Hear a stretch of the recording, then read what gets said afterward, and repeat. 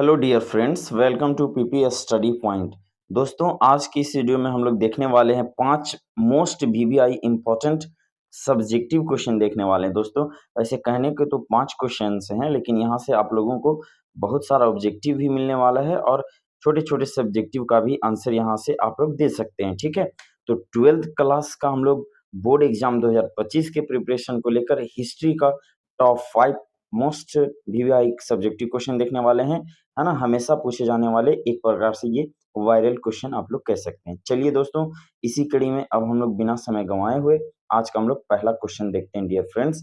क्या है क्वेश्चन हमारा? क्वेश्चन 1 आप लोगों के सामने ये रहा। क्या है कि सिंधु घाटी सभ्यता, क्वेश्चन है यहाँ हमारा कि सिंधु घाटी सभ्यता की धार्मिक जीवन पर प्रकाश डालना है, ठीक है? इसका अगर हम लोग आंसर करेंगे बच्चों, तो आंसर कैसे लिखेंगे? हड़प्पा यानी कि सिंधु सभ्यता के धार्मिक जीवन की प्रमुख विशेषताएं निम्न थी। इस प्रकार से हम लोग आंसर कर सकते हैं। क्या क्या विशेषताएं थी, आइए हम लोग देख लेते हैं। पहला नंबर में आप लोग लिख सकते हैं कि मातृ देवी की पूजा होती थी, ठीक है? एक सेकेंड बच्चों, यहाँ से हम पहले कलर इसको चेंज कर लेते हैं। चलिए, हाँ, मातृ देवी की पूजा होती थी। दूसरा आप लोग बता सकते हैं कि पशुपति की पूजा प्रचलित थी। कुब्बड़ वाला बैल पूजनीय था वहाँ पे, किसमें? सिंधु घाटी सभ्यता में, ठीक है? क्योंकि यहाँ पे हमारा धार्मिक जीवन पर प्रकाश डालने बोला गया है, तो उसी प्रकार से हम लोग आंसर करेंगे। तीसरा आप लोग बता सकते हैं कि पीपल वृक्ष की भी पूजा होती थी, ठीक है? अगला आप लोग बता सकते हैं कि नाग पूजा, स्वास्तिक यानी सूर्य पूजा, अग्नि पूजा के भी संकेत मिलते हैं सिंधु घाटी की सभ्यता से। और हम लोग लास्ट 5वां ऑप्शन देखते हैं यहाँ पर।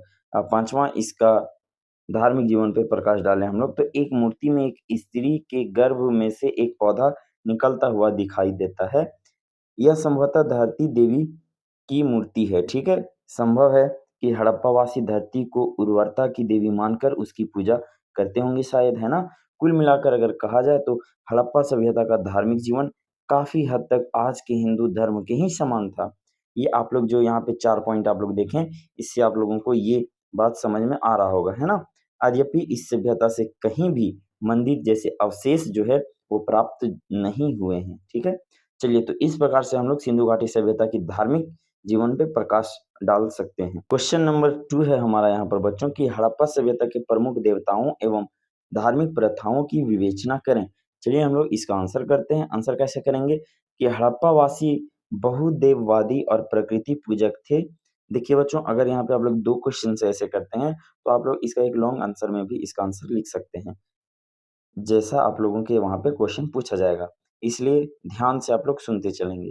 क्या है यहाँ पर कि हड़प्पा सभ्यता के प्रमुख देवताओं एवं धार्मिक प्रथाओं की विवेचना करना है, और आप लोग ये मान के चलिए कि आपके फाइनल एग्जाम में एक क्वेश्चन हड़प्पा पर जो है वो लॉन्ग में अवश्य पूछता है, ज़रूर से पूछता है, ठीक है? तो इसलिए भी आप लोग ध्यान देंगे कि हड़प्पावासी बहुदेववादी और प्रकृति पूजक थे।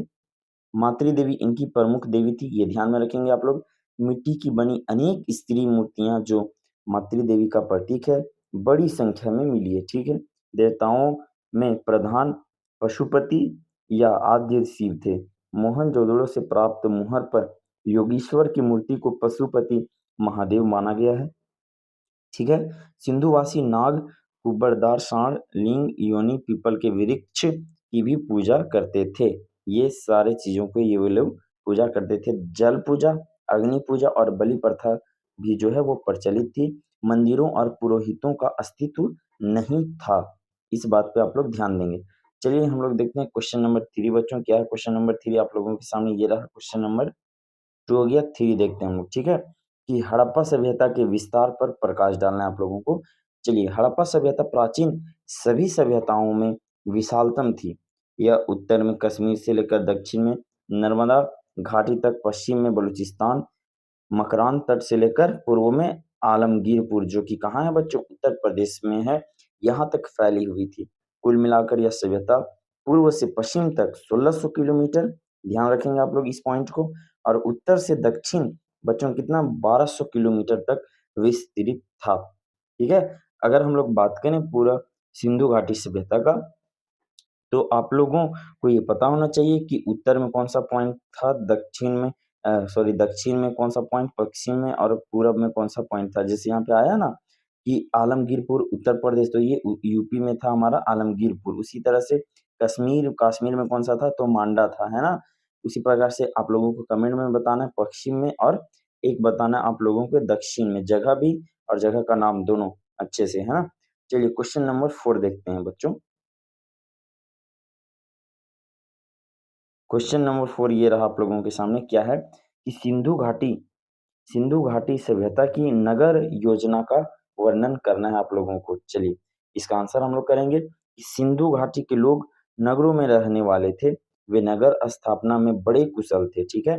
उन्होंने हड़प्पा, मोहनजोदड़ो, कालीबंगा, लोथल, रोपड़ जैसे अनेक नगरों का निर्माण किया। उनकी नगर व्यवस्था के संबंध में हम लोग निम्नलिखित विशेषताएँ मुख्य रूप से दे सकते हैं या बता सकते हैं कि निम्नलिखित विशेषताएँ उल्लेखनीय हैं। पहला पॉइंट हम लोग देखेंगे कि हड़प्पा संस्कृति के नगर एक विशेष योजना के अनुसार बनाए गए थे।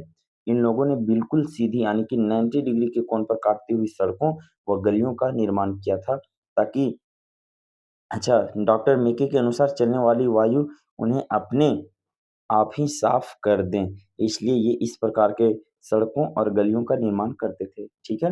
पॉइंट 2 हम लोग देंगे बच्चों को उनकी जल निकासी की व्यवस्था बड़ी शानदार थी, नलियाँ बहुत सरलता से साफ हो सकती थी। तीसरा पॉइंट हम लोग देंगे, यहाँ पे ध्यान देंगे आप लोग कि किसी भी क्या है बच्चों कि किसी भी भवन को अपनी सीमा से आगे कभी नहीं बढ़ने दिया जाता था और ना ही बर्तन पकाने वाली किसी भी भट्टी को नगर के अंदर बनने दिया जाता था, अर्थात अनाधिकृत निर्माण जो है वो नहीं किया जाता था, आप लोग यहाँ पे ध्यान देंगे। चलिए आज की इस वीडियो का लास्ट क्वेश्चन देखते हैं हम लोग बच्चों। क्वेश्चन नंबर 5 आप लोगों के सामने कि मोहनजोदड़ो के सार्वजनिक स्नानागार के विषय में लिखना है। हम लोग इसका आंसर करेंगे कि मोहनजोदड़ो का सार्वजनिक स्नानागार यानी कि ग्रेट बाथ सिंधु घाटी सभ्यता का एक प्रमुख स्थल है जिसे उन्नत स्थापत्य कौशल का उदाहरण माना जाता है। आयताकार आकार का यह स्नानागार जल रोधक ईंटों से बना है बाबू और इसका उपयोग धार्मिक अनुष्ठानों व सामाजिक समारोहों के लिए किया जाता था। इसके चारों ओर छोटे कमरे बने हैं, संभवतः कपड़े बदलने के लिए होंगे, है ना?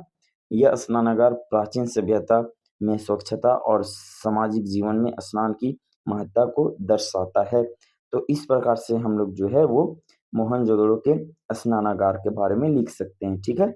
चलिए तो आज की इस वीडियो में हम लोग टोटल 5 क्वेश्चन देखे हैं बच्चों। फिर हम लोग मिलते हैं किसी नए वीडियो के साथ, तब तक के लिए अपना आप लोग ख्याल रखें।